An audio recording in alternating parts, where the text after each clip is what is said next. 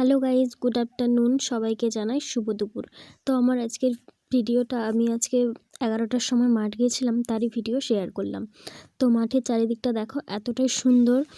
আর এইগুলো হচ্ছে আলু গাছ, অনেকটাই বড় বড় হয়ে গেছে। আর আজকে রোদটা খুব দারুণ দিয়েছিল, যেমন হাওয়া দিচ্ছিল সাথে রোদও দিয়েছিল।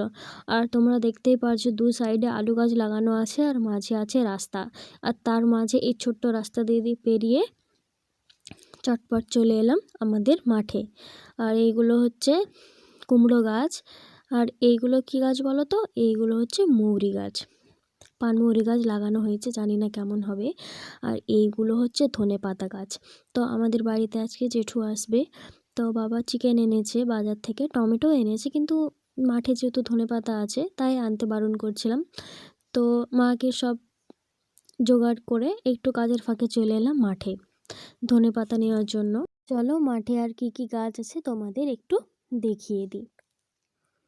এটা হচ্ছে পেঁয়াজ, এটা পালং, এটা খসলা, আর এটা ছিল টমেটো, আর এটা মটরশুঁটি গাছ। আর এইগুলো তো দেখতেই পারছো ধনেপাতা। তো আমার ধনেপাতা তোলা হয়ে গেছে, এবারে আমি যাব বাড়ি। আর এটা কি বলো তো? এটা হচ্ছে গাজর গাছ, পাতাগুলো দেখতে খুব সুন্দর, এখনো গাজর হয়নি। এটা ছিল মটরশুঁটি, এখনো মটরশুঁটিও ধরেনি, ছোট তো গাছ তাই হয়নি।